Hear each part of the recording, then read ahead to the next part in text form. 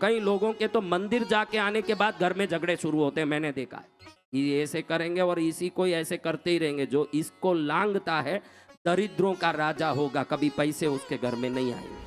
आप भी जब भी कोई अच्छा काम करते हो, उस दिन कोई शुभ होता है, आपने कोई दिया किया, धूप किया, उस दिन कोई अच्छा काम होता है, तो तुरंत मन में समझना चाहिए कि ये पूजा का फल है, उस पूजा को बढ़ाना चाहिए। जीवन में ये व्यवस्था समझो।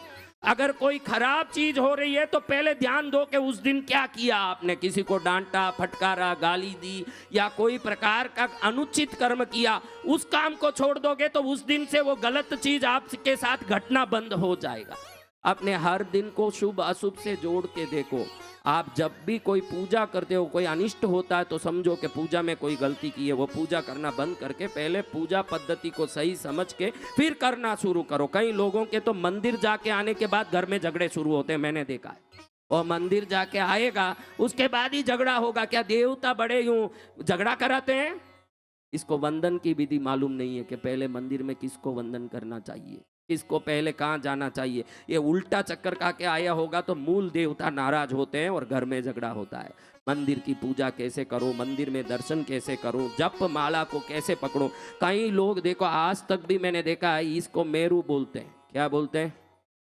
और अधिकतर लोगों को मालूम नहीं कि यहाँ आते ही घूम जाना चाहिए, रिटर्न होके जाप करना चाहिए। बहुत कम लोग, बाकी सब ऐसे इसी को लांग लांग के जाप करते हैं। ये ऐसे करेंगे और इसी को ऐसे करते ही रहेंगे। जो इसको लांघता है दरिद्रों का राजा होगा, कभी पैसे उसके घर में नहीं आएंगे। तो ज्ञानहीन पूजा, भक्ति, ज्ञानहीन साधना निश्चित नुकसान करता है। क्या करता है?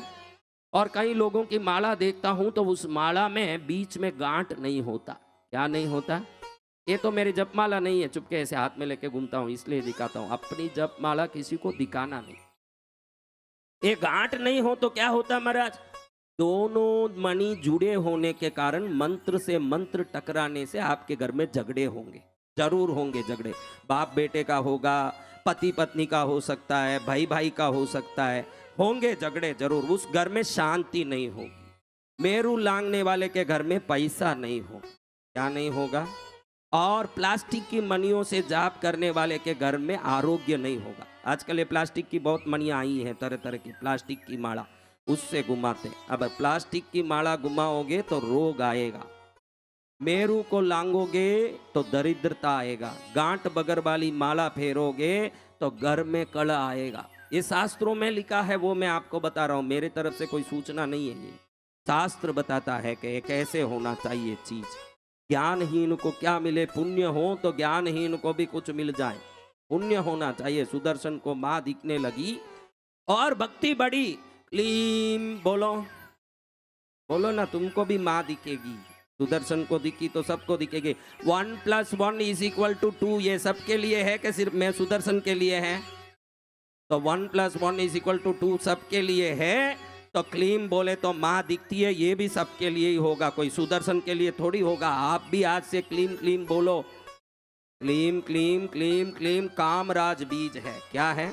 इस देवी भागवत में विभिन्न मंत्रों के बारे में उल्लेख है। अभी इस क्लीम का कथा आया, फिर श्रीम का आएगा, फिर रीम का आएगा, फिर आइम का आएगा। ये क्या कहना चाहता है कथा?